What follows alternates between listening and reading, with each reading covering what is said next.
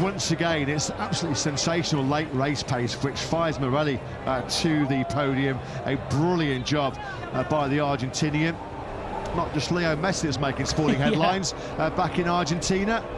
Yeah, if he can figure out the first half of races, he's going to be very difficult to beat himself, isn't he, Marco Morelli? Because there's no question that at the end of Moto3 battles, he is the rider with the superior closing pace. Double points finish then for MLab for the grid squad today. Kelso, 8th actually, a heck of a result given that he had a 3-second penalty when he was in that battle for the podium. And as mentioned, Eddie O'Shea beating his fellow Brit Scott Ogden to the final point by just 12 thousandths of a second. Can't exactly say that both of them are particularly happy with 8th and 15th, can you? As the grid racing team look on. Yeah, Morelli's first podium in 6 Grand Prix since he was also 3rd at the Spanish Grand Prix in Jerez. But Max Quiles, well, there's been only 1 Grand Prix so far this year, and we saw how angry he was to miss out on not just the podium but the win in Mugello. But other than that, it has just been podiums after podiums after podiums after podiums. Quite astonishing performance by Quiles. Big smile on his face and with good reason. Marco Morelli's first podium in 6 Grand Prix. A great late race pace. What a charge from Morelli. He's with Jack.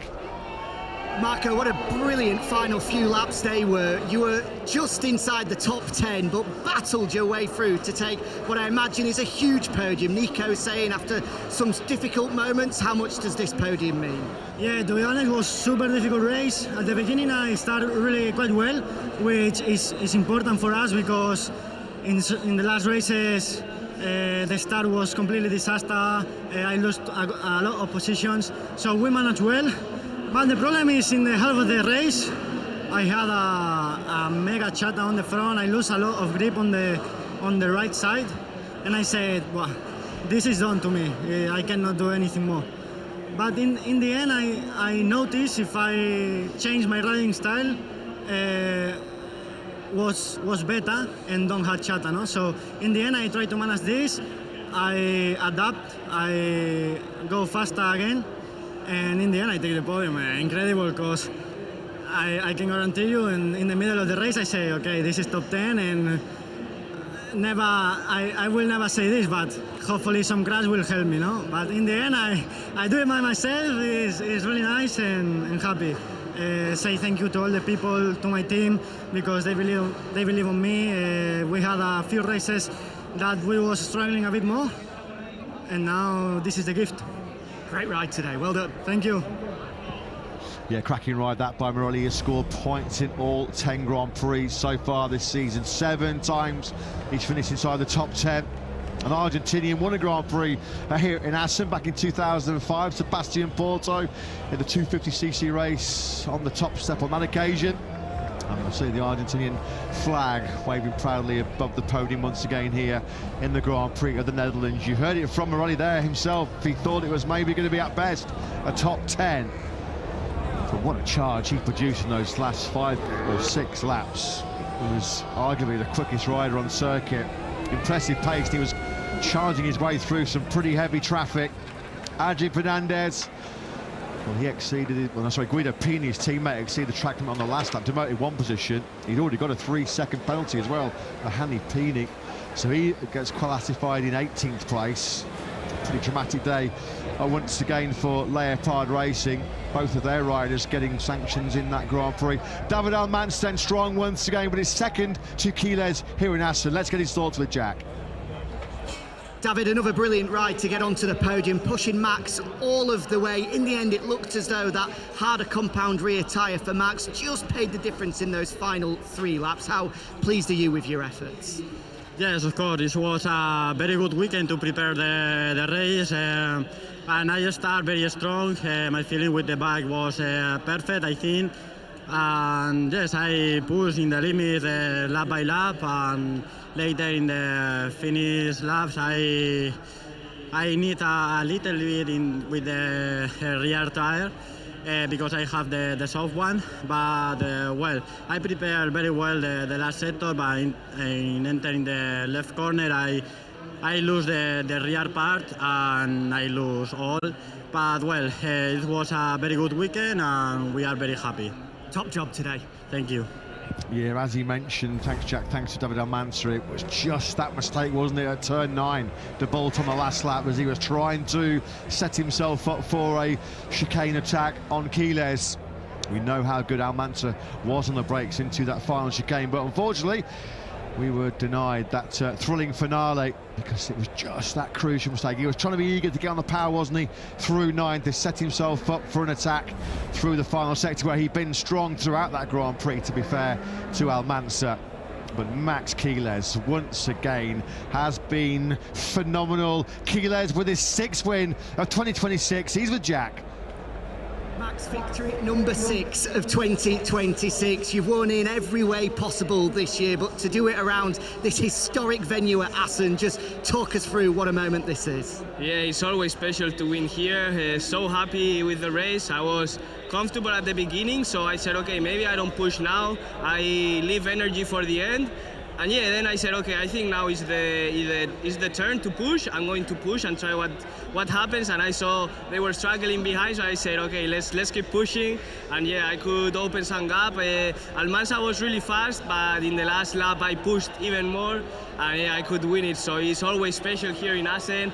This is a historic track. I've always seen it on TV, and I was saying one day I want to win here, and we did it. So thanks to all the people that they were cheering a lot, and it's really hot. So thanks to them. Yeah, let's keep going.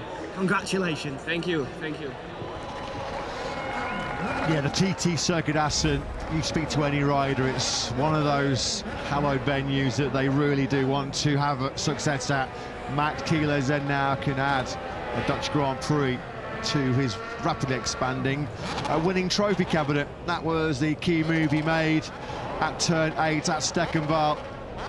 And despite David Almanza pushing as hard as he could, he was on the limit. Quiles took it by a relatively comfortable half a second. Job done. Job done once again by a rider who's doing a bit of a number on the Moto3 field at the moment, isn't he? 90 points. 90 points. Quiles has established his lead in the standings. We're not even at the halfway point of this year's World Championship. It's the most points any rider has collected after 10 Grand Prix in Moto3 history. We're looking at a rider that is building towards, arguably, not just one of the greatest seasons in Moto3, but one of the greatest individual seasons in Grand Prix history. No back-to-back wins, no back-to-back podiums for Hakim Danish at one stage. We were holding that dream, weren't we, as he fought his way through it from 16th to 2nd. But it looked like Danish just took too much out of those Prodi tyres to get himself into contention. Still another quality ride, still a brilliant ride for Danish. 16th to 7th, and he does indeed move up into 6th place in the championship, with Vader Batama crashing out of podium contention very early in the Grand Prix. Yeah, this was when Danish's afternoon started to career downhill. I mean, got up into 2nd place, wide of the chicane, which cost him that 2nd place, and clearly had just taken too much out of his Pirelli rubber, making that progress up the order. Suffered in the latter stages, but with that trio of post-race penalties, he does at least salvage a 7th place in the end. But once again, serving notice as to what a threat he's going to be, not just for the rest of the season, but into next year in Moto3. I think the field will all be very happy that Max Quiles won't be a part of this class anymore, with the expectation that he'll be moving up shortly to Aspar's Moto2 squad for next season, given that they are going to have 2 vacancies opening up in that class. So many records that Max Quiles must surely have in sight now in the second half of this season. Of course, the first job for him is to win the World Championship, with 6 wins already to his name. Record for most wins in a season could yet potentially come his way. The most podiums in a season very much within his reach. He's already up to 9. The record is 15. So 6 in the remaining 12 Grand Prix to equal it, 7 to beat it. Who would bet against him at the moment as Jorge Martinez Aspar joins his 2 riders up on the podium. It's the 3rd time now this season that the Aspar pair have been together in the top 3. Of course, Morelli's podium in Jerez was only given to him retrospectively after Fernandez was disqualified. Class ride from Almanza today to take 2nd. The only rider that could keep Quiles in sight, but in the end, that was all he could do, was watch Max Quiles continue his runaway streak at the top of the Moto3 World Championship. 211 points from a possible 250 after 10 rounds of the season. Celebrations for the CF Moto Aspar team, who really do extend their advantage too in the teams championship today, up to 90 points, with one half of Red Bull KTM IO crashing out. Third then for Marco Morelli. Once he puts the full race together, watch him go. And surely we'll see him enjoying victory himself before this season is done. Second place for David Almanza. Second podium in the last three. He was a hair's breadth away from the podium last weekend in that dramatic finish at Brno 2. Up in a third in the World Championship, just 12 points behind Alvaro Carpe is Almanza. When you factor in that he's missed a Grand Prix to injury and another to illness, he could well have at least kept this championship a little closer. But Max Quiles, there's no question, is the total class of this Moto3 field. His losing streak of one snaps in no time as Quiles wins at Assen.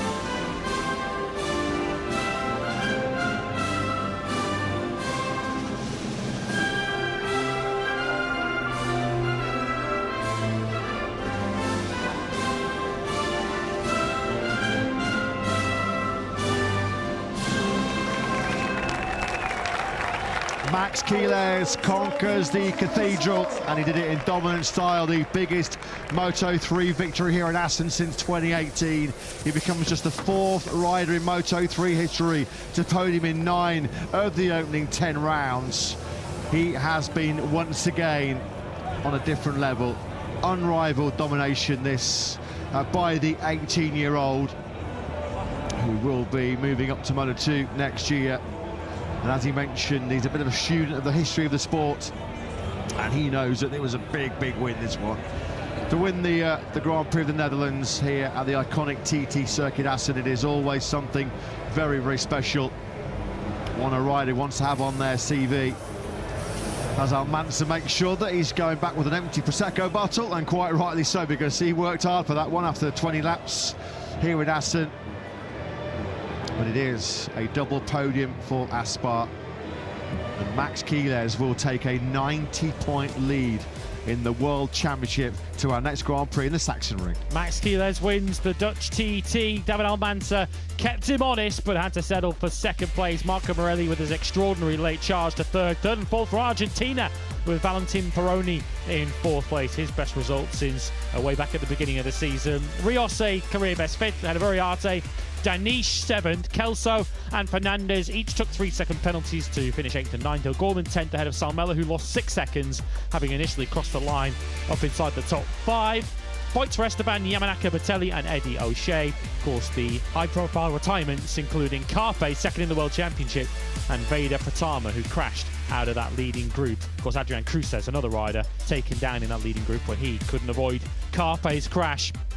And that's the damage from Carpe's point of view in the championship. Quiles extends his lead now up to 90 points. Carpe retains second, but Almanza now takes third away from Brian Uriarte. He's 102 off the lead. Uriarte stays fourth. Morelli is fifth ahead of Hakim Danish, who replaces Veda Pratama in the top 6.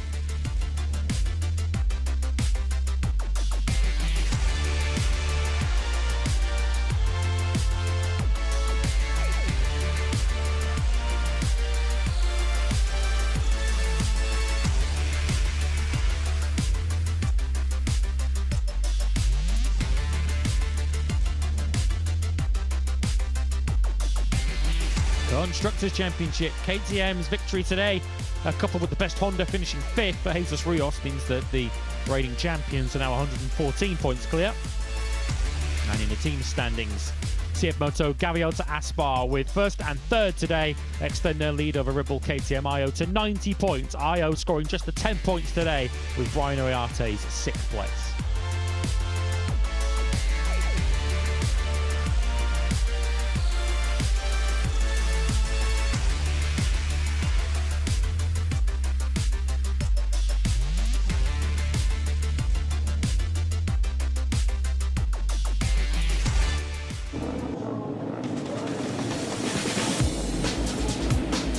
Some highlights.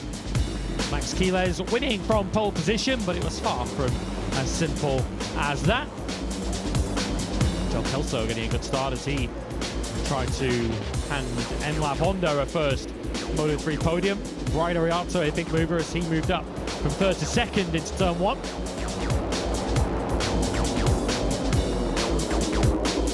Mance's aggression in that first sector. Straight through on Kelso through turn 3. And into 5 up the inside of Max Quiles and Marco Morelli as crash for Alvaro Carpe as he clipped the rear tyre of Morelli, took himself and Cruces out of the action.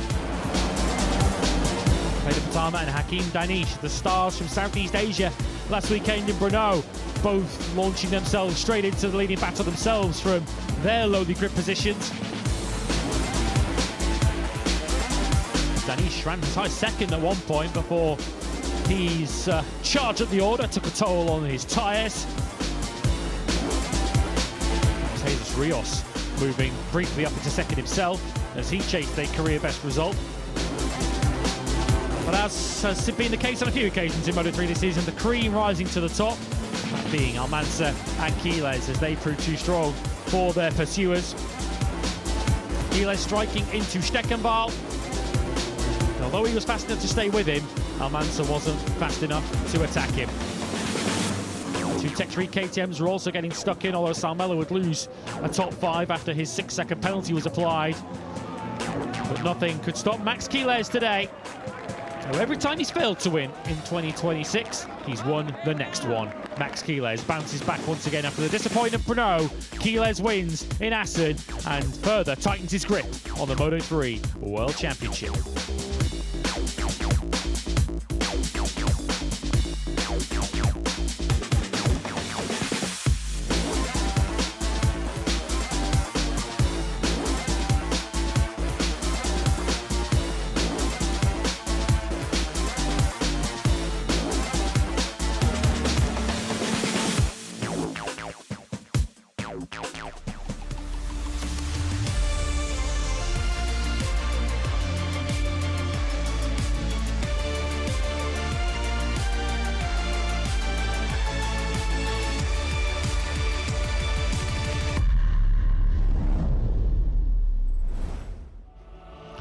It's the last weekend in June, which means only one thing. MotoGP is running for one of its biggest rounds of the season at the TT Circuit Assen. Located 200 kilometres northeast of Amsterdam and on the calendar for nearly 80 years, Assen's rich and proud history makes it a track every rider dreams of winning at.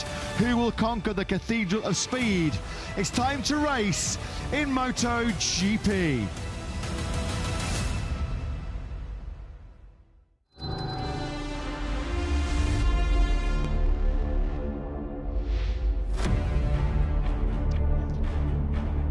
Good afternoon and welcome back to the TT Circuit Assen. It has just passed midday local time here in the northeast Netherlands as we head to the midway point of this year's MotoGP World Championship.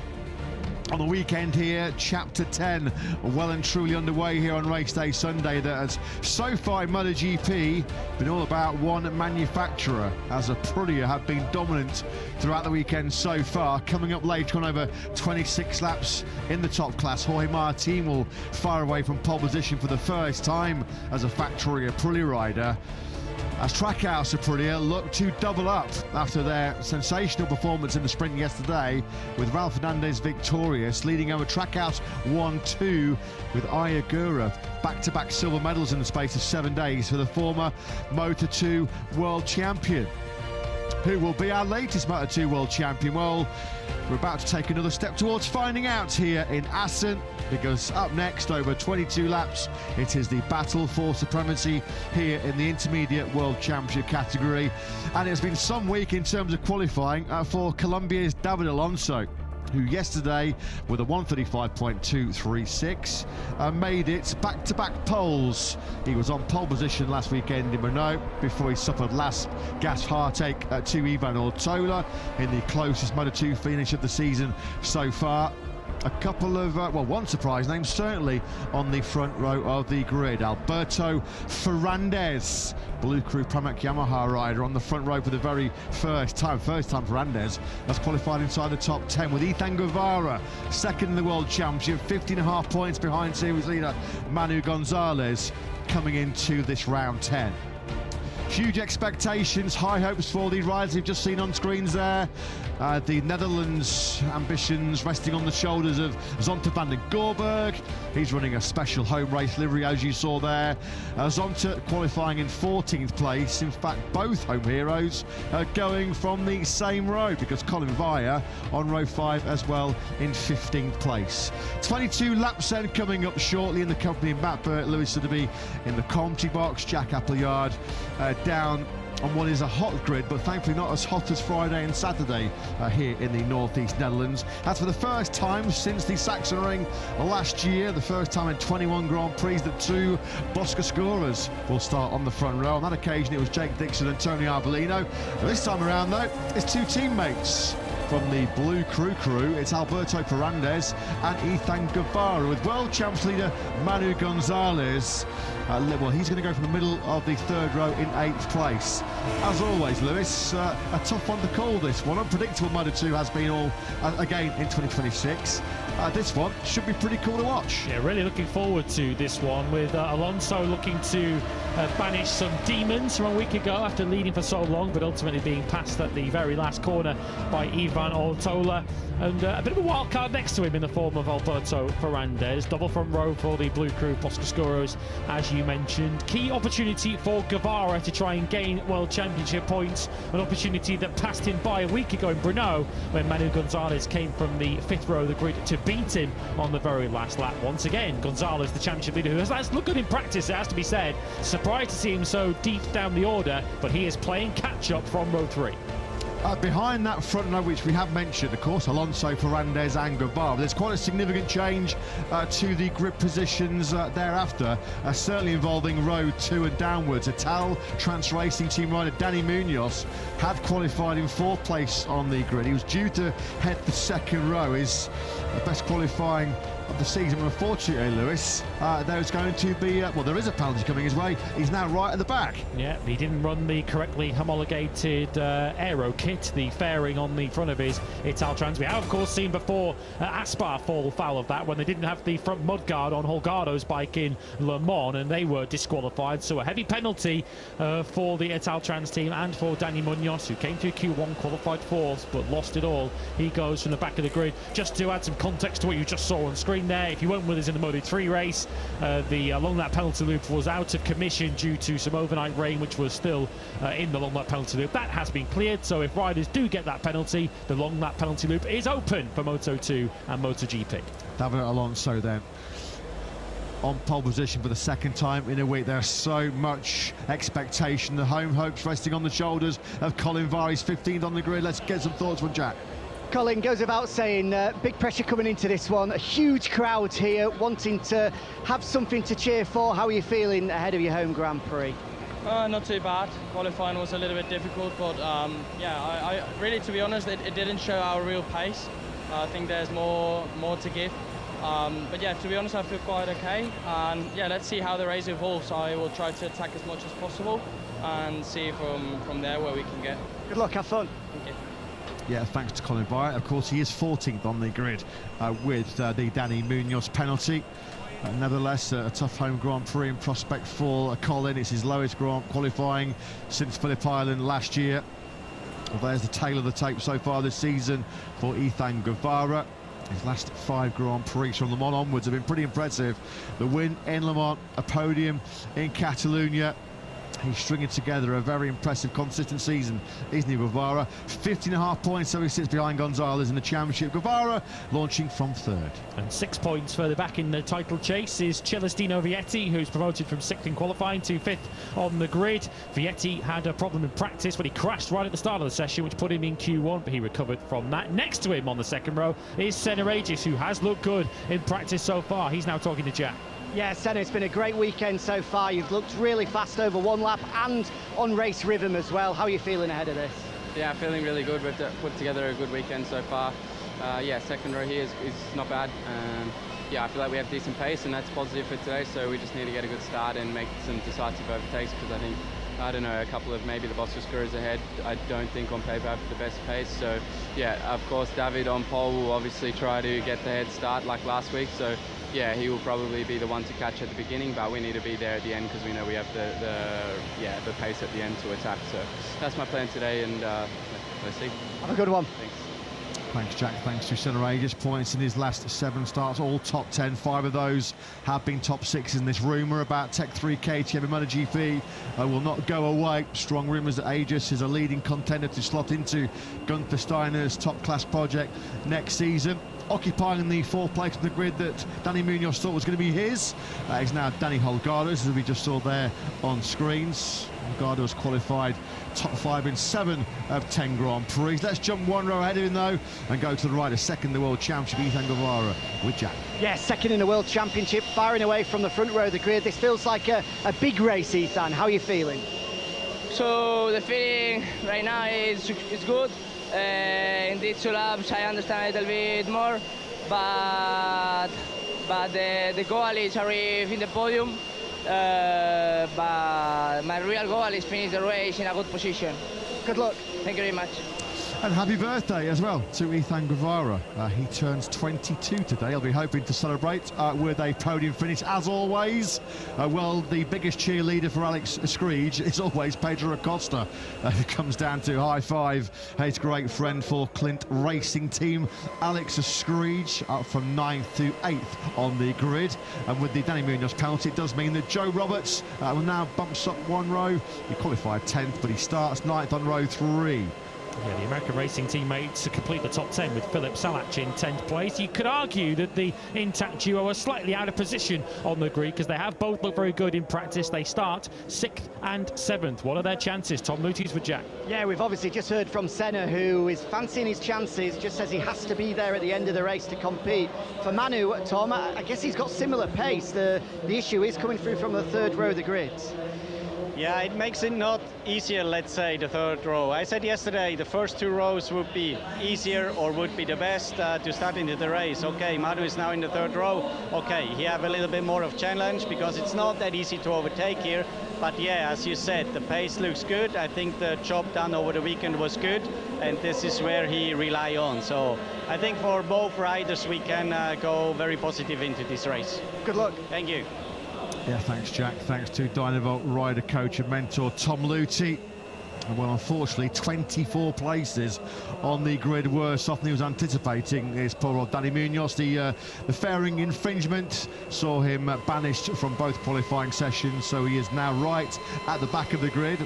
We saw yesterday in qualifying, he's certainly got the 1-lap pace. Can he do it over the race distance to claw himself back into a point-scoring chance? Yeah, the problem for Munoz was because he was in Q1 yesterday, he wasn't just disqualified from Q2, but from Q1 as well, because his bike didn't pass the necessary technical inspections in the entire qualifying session, which is why he dropped all the way to the back of the grid. Philip Salach's front row streak came to an end, because you saw him there sitting in 10th place, having qualified in 11th. He himself has had some issues through the weekend. He had some technical gremlins on Friday afternoon, but he does have a 2027 contract now in his pocket with American Racing. Back-to-back podiums in the last 2 for Philip Salach. He's the first Czech rider to finish on a home podium in Brno since Lukas Pešek all the way back in 2007, the 125cc race. So Czech Vans certainly went home happy, didn't they, 7 days ago in Brno. Taya Furusato is definitely getting the hang of a Moto2 bike, isn't he, right now? He's going to start from 11th on the grid. Is Furusato his best qualifying performance in Moto2 so far? He's coming into this Grand Prix full of confidence. Back-to-back point scoring finishes for Furusato. who is definitely making big strides forward in his rookie season. And it's not all bad news for Italtrans, as you just saw. Yes, we've already discussed Dani Munoz starting from the very back of the grid, but a best qualifying of 2026 so far, Adrian Huertas. That, of course, with the penalty for his teammate, has ensured he will start from the 4th row. Best qualifying 17 since Hungary last year for Huertas. BMW safety car then peels away at the front of the grid. David Alonso led for all but one corner last weekend in Renault, didn't he, before he had his pocket pick late on by Ivan Ortola. Ortola eventually becoming the 63rd different winner in the Moto2 World Championship. Well, there he is then in the special Netherlands home livery, looking super cool. He'll be hoping he looks super fast as well. Zonta van den Gorberg, 13th place on the grid, comes into his home Grand Prix actually in some pretty decent form, the 20-year-old. He scored points in 4 of the last 5 Grand Prix. 12th he was here last year. His only points finished in front of his home crowd in 4 previous starts in Assen. The longest point streak of his Grand Prix career. And there is Colin Vire, who we've already heard from on the grid. He starts from 14th place, of course, came so close to Moto3 glory here a couple of years ago when he also had his pocket picked by Ivan Ortola in the very latter stages. It will take some heroic effort to get himself in the victory battle this time, but he has plenty of home support to cheer him on. Well, we know where his allegiance lies. Pedro Acosta coming up later on the factory KTM with the 26th-lap Grand Prix of the Netherlands in MotoGP. Picked up a single point in yesterday's sprint. Did Acosta. He is definitely in the Alex Escreech camp. So keep an eye on Escreech, who's going to be going from 8th place on the grid. The birthday boy then, happy 22nd birthday to Ethan Guevara. Will he be celebrating in style from the front row of the grid? His 4th front row of 2026. Alberto Ferrandez has been the star performer in many respects here in Assen. His first ever front row start, first time he's ever qualified inside the top 10. But it's back-to-back poles for Colombia's David Alonso. Can he take his first win of 2026 here? Alonso leads the field away in Assen.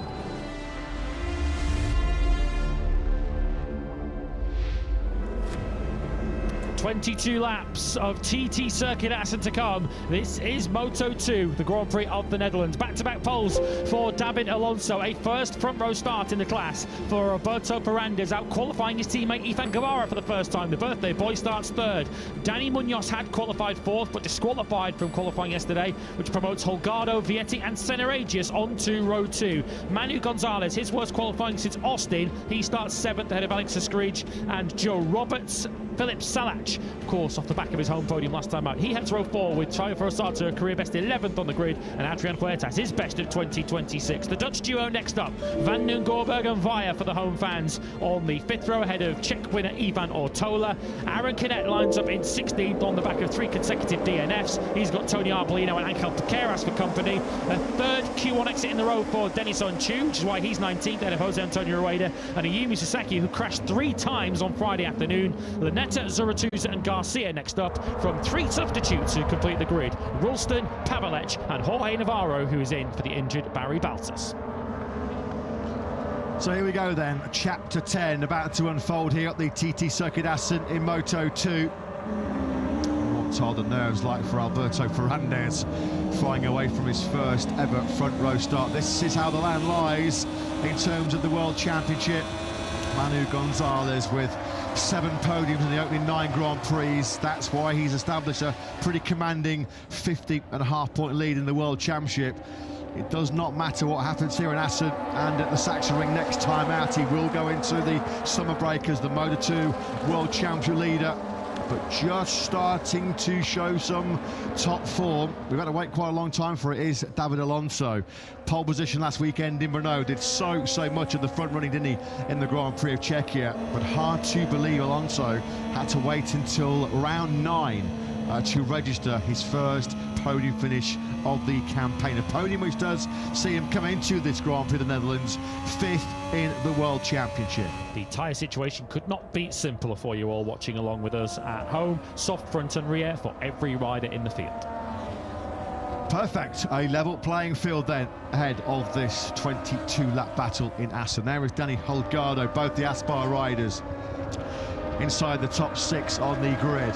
Manu Gonzalez, he's going to start from the head of row 3 in 7th. The orange flares have been led off on the run through the timber chicane. The Dutch fans, well, they are out in their numbers. They're enjoying the Sunday sunshine here in Assen.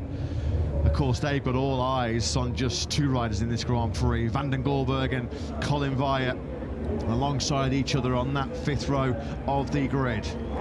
The riders then come to the Grand Prix.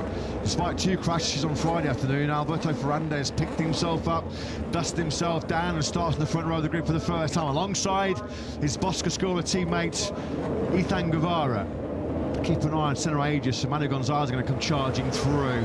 Here we go then, lights out, we're racing in Moto 2 here in Assen, and Alberto Ferrandis has made a superb start from his first ever front row. He's going to lead the field for the first time on the run down to the first corner. Alonso was caught napping there off the line, and now Ethan Guevara goes up in the 2nd place, so Blue Crew have a top 2. Trying to pick up Manu Gonzalez. I think he's still where he started in 7th place. Certainly looked to row behind him like Joe Roberts jumped the start. Well, this is alien territory right now for the number 54 of Ferrandis. First ever front row start, first time he has ever led a Grand Prix. There were no nerves, there were no butterflies for him off the line. It has been superb, this, by the rookie. Yeah, what a start for the Blue Crew. Boscoscoros, Ferrandis and Guevara. It's a Blue Crew 1-2. It's an Aspar 3-4. Alonso from Holgado. And then we've got the first of the intact riders, Senna Aegis, having gained a place up into 5th. Another dynamic start by Ortola as Aegis goes on the inside of, that's Holgado at Steckenval. Ortola, the Renault winner, started 15th. He's already up into 8th place. Another brilliant start by Ortola. And Gonzalez has taken Vietti too, so he's now running in 6th position. The World Championship leader making some early progress. So too is Ivan Ortola, up in 8th place from 15th on the grid.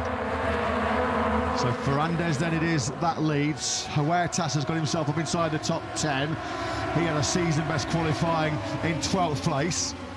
So what's David Alonso going to do about this? Is he going to attack early on? Is he happy to stay there? He's attacking early on. Lovely move into the Ramshook, and very nearly a moment there. You do not want to crash there, Ethan Guevara, who's now fighting back on Alonso, retaking 2nd. Once again, it is a Blue Crew 1-2 at the front of this Grand Prix. It has been a dream start here for Ferrandis, who leads over the line. His lead was just over a quarter of a second clear of Guevara. Ortola up into 8th place. He's had a superb start once again, hasn't he? Forasato's gone the wrong way. He's lost 5 places on the first lap. So too has Van den Goorberg, who started in 13th. Van den Goorberg's been pushed out the points down to 19th. I think the happiest rider in this leading group might well be Aegis, now up into 4th place, as Guevara has a little bit of a look up the inside there of his teammate Ferrandis. That's Vietti, who's having a crack at Gonzalez for 6th and 7th, as Salach gets out of the seat as he's trying to go with this leading group of 8 ahead of him. Yeah, just asking for the power that little bit too much there, wasn't he? Salach on the exit of the Struben. We're on board then now with Guevara through this wonderful sweep, the high-speed sweep through 6 and 7. We're now attacking the north part of this Assen circuit. Through turn 8 we go. Steckenval, it's still Ferrandis, although he lights up that Pirelli rear tyre, doesn't he, on the exit of 8. Big slide on the curb there for the 54. It has not cost him the lead. We've got some inter-team warfare here at the front of the field. We've got the 2 Blue Crew Boscoscoros. Guevara now up the inside of Ferrandis. We've got the 2 Aspar Calexes and the 2 intact teammates of Aegis and Gonzalez in this leading group of 6. Guevara makes his move then at 10. What can Ferrandis do to try and strike straight back here? Now we power through this sequence of breathtaking fast right-handers. Now they'll bank it left. Through 15 we go. Alonso's got the inside line. He's picked off Ferrandis. So the early leader now back into P3. He's under big pressure as well. Coming from a long way back. Holgado on the inside of Ferrandis and Aegis. Some move that by Holgado on the brakes into the chicane. 5th to 3rd. Alberto Ferrandis, welcome to front-end Moto2 battles. He's really getting an introduction as to what Moto2 race leading is all about. His Munoz has set the fastest lap of the Grand Prix, unsurprisingly, from 21st on the grid, and my eyes were not playing tricks on me at the start. Joe Roberts did jump the start, double long lap. Oh, Munoz will be absolutely livid that he got the technical penalty. He was brilliant over 1 lap to get himself 4th on the grid, but the fairing infringement, somebody's down there at the background. Is that Munoz? Oh, there's contact here at turn 5 as well. Furasato gets checked. I don't know what happened there going into turn 5. Double on that then for Joe Roberts. It is Munoz. I think we have lost Munoz. Well, he was just set the fastest lap of the Grand Prix into the 136 lows, but he has crashed out at turn 4. He's gone so far, he's gone through the long lap penalty loop there, hasn't he?